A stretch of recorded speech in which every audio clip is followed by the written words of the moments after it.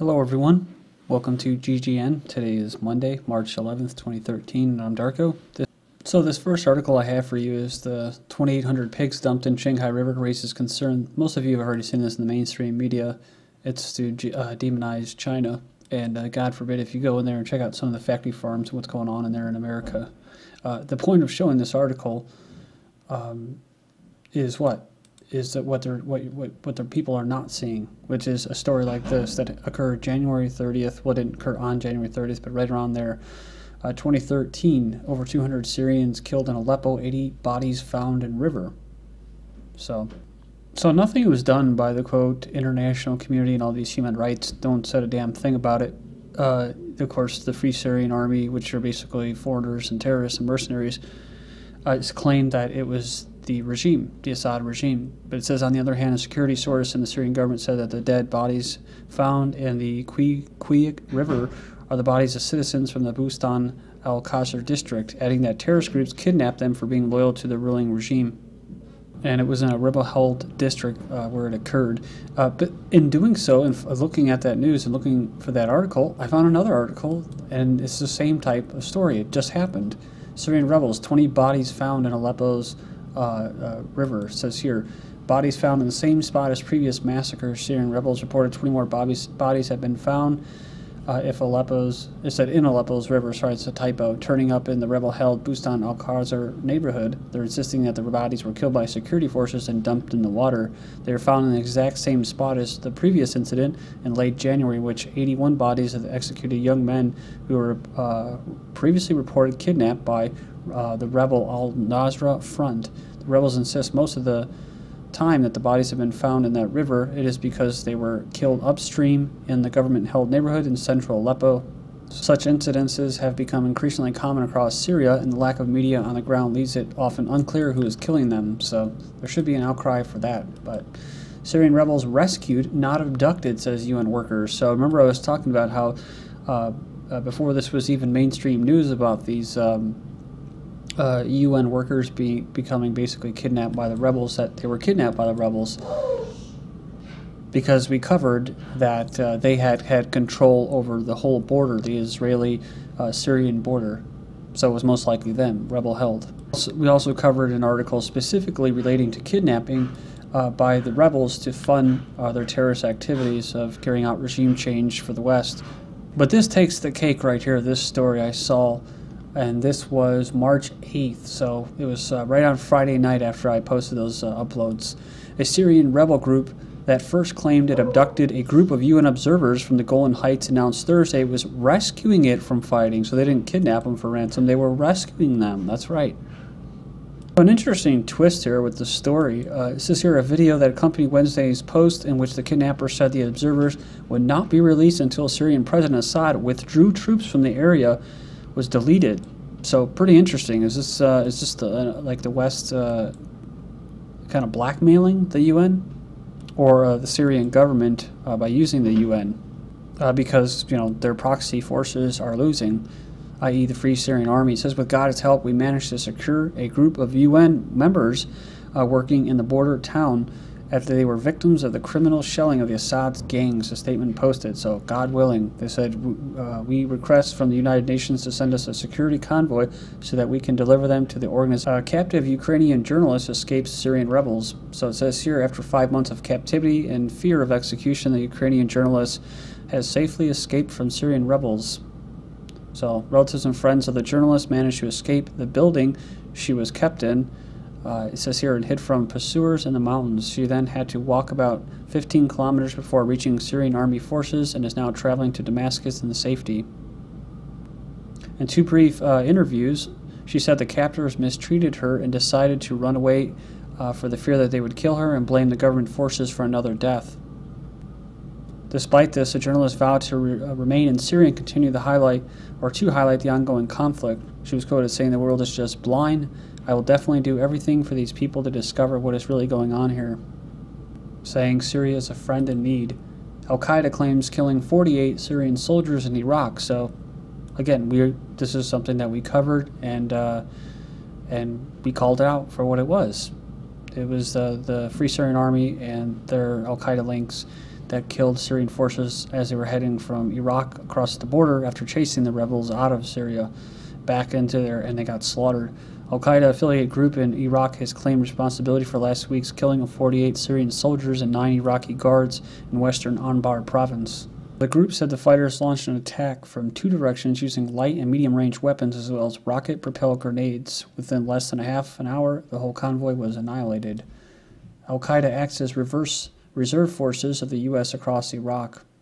So analysis says Al-Qaeda has definitely increased its bombing activities in Iraq in the recent days, and that they serve the interests of the American and Western powers. Throughout their history from Afghanistan to Iraq to Syria, now with the so-called Al-Nusra in Syria, they serve the interests of the American and Western powers in the region and try to ignite a sectarian war not only in Iraq, but in Syria and Lebanon, and to prepare an attack on Iran in the future as well. Speaking of Afghanistan, that's in the mainstream media. Karzai coming out saying some things that most people in the alternative media are aware of. But he's doing this, of course, for what? To get what he wants, which is he wants a piece of the action, talking about the drug trade. He's not getting enough, apparently. But this is news for most people that just watch regular television, right? Because they can't really, what are they going to do with this headline? I mean, how can they water it down? How much can they water it down and cloud the issue? Well, they will, and they'll try to in the articles. But Karzai claims CIA-trained Afghans seize students. So Afghan president is denouncing the seizure of a university student by armed Afghans that a spokesman says works for the CIA.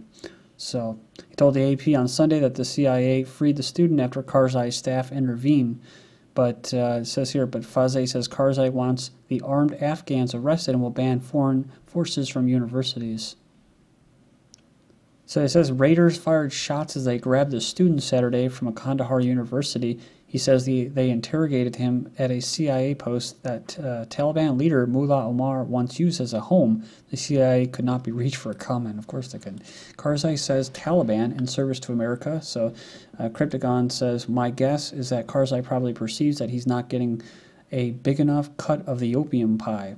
So Afghans' frying ties with the U.S. hits a new low on Sunday, as President Karzai said before meeting the U.S. Defense Secretary that Taliban kills civilians in service of America. Interesting, it says it was in the service of foreigners not withdrawing from Afghanistan. So there you go. Another title, another way to put it, was the Afghan-Taliban three-card Monte. Draw American resources into the country to protect lucrative drug trade. So. Then you have ISAF chief rejects Afghan president remarks on the U.S. Taliban collusion. Says Karzai has never said to me that the United States was colluding with the Taliban. Well, why would he? All I can do is speak for the coalition to tell you that it's categorically false and that we have no reason to be colluding with the Taliban, he said. He added that we have no reason to be supporting instability in Afghanistan. Well, you do, because then you could have a presence so you can maintain the drug trade or whatever other trade or resources or political reason you need to be there. You send the terrorists there. You collude with the Taliban that you help create. That NATO kills Afghan actor in Southwest airstrike. So militants captured actor on suspicious of spying. So it says here that they accuse him of being a spy for government forces against the drug industry. The accusation likely stems directly from Helmadi's film careers. His movies were overwhelmingly about the drug trade in southwestern Afghanistan.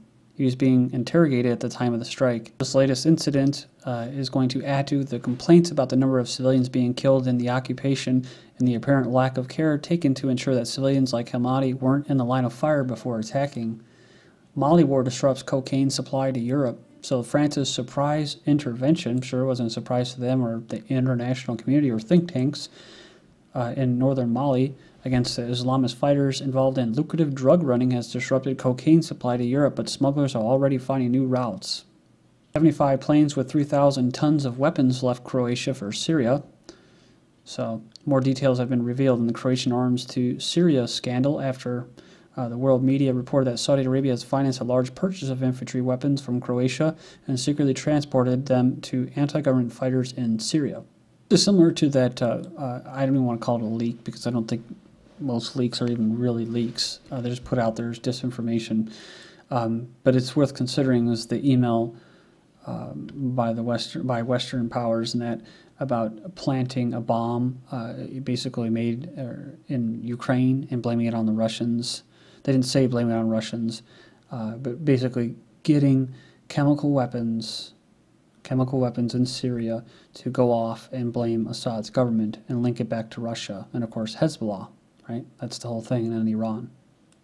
So this is just another way I see them doing that. And just a follow-up story on Afghanistan, U.S. claims security concerns as Karzai cancels Hagel meet. So Afghan government assists scheduling conflict behind sudden cancellation. U.S. expels 2 Venezuelan diplomats in tit-for-tat action. So it says here that they expelled 2 Venezuelan diplomats in retaliation for Caracas's removal of 2 U.S. military attaches last week. So they expelled the 2 U.S. officials last week for meeting with Venezuelan military officials and plotting to destabilize the oil-rich South American country. He accused this individual, an Air Force attaché for the U.S. Embassy in Venezuela, of seeking military assistance for a plot against the government, adding that Del Monaco had been spying on Venezuela's military outfits. I kind of like this comment. I think it's hilarious. It's an honor to be expelled by the United States. North Korea makes good on threat. So, South Korea mulls acquiring its own nukes. Well, I'm sure if they don't already, they've already mulled it by their proxy occupier, the U.S., just like the Russia occupier of the North Korea. But it's interesting how they titled it, because they said North Korea makes good on threat. Well, they're just basically reacting to something that was done against them, which was sanctions and threats. So, and provoking, so kind of like with Russia with the Magnitsky Act, and then pulling the adoptions, allowing adoptions in the United States from Russia. It's not that they're going on the attack, it's that they're reacting to something, an action taken against them. But that's how they like to word it in these articles. So it says South Korea and the United States began their annual war games. Actually, they're monthly war games. They hold, like I said, games almost every month. So it's not just annual.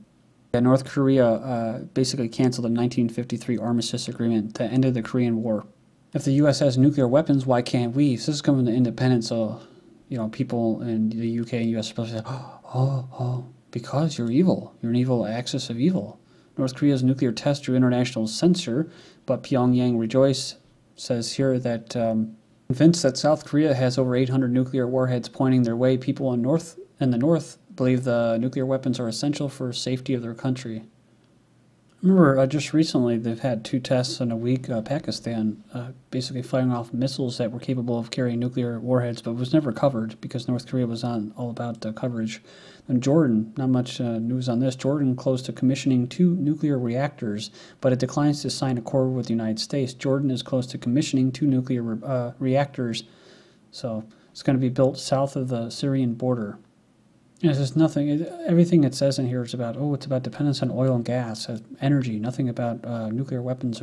But with Iran, it's a different story. UN official Hans Blix, Iran nuke threat is overhyped. The threat from Iran is overhyped, and there's no evidence to suggest the Islamic Republic is even interested in developing nuclear weapons, according to UN official. This guy was ahead of all kinds of agencies and stuff, including the Bush administration. He's previously explained that Iran is operating under the perception of a threat, and in a way, the Iranians have been more open to international inspections than most other countries would be. South Africa pushing to host proposed BRICS Bank. South Africa's chances of playing a significant role in the mooted BRICS Bank now dependent on the president. So while the country will have no chance to host the bank, it says it now has negotiations at the level of the president, among BRIC member countries including Brazil, Russia, India, China, and South Africa, which aspires to be an alternative economics and politics club, basically an alternative to NATO or the EU. Pakistan starts work on Iranian gas line opposed by the United States, so bad Pakistan and bad Iran. There was a much delayed gas pipelines finally getting going. They call it a peace pipeline. Libyan Islamists in this free and democratic country that the West created arrest and torture 48 Christians. Pakistan, which was basically chopped up and created by the West. It says here, Christians police clash in Pakistan after Muslim mob burns homes of minority religious group. Wahhabi invasion. This is in South Asia. Saudi charities pump in huge funds through channels to radicalize the valley. Saudi problem, not enough swordsmen for executions. Firing squads now an acceptable alternative. Thank you.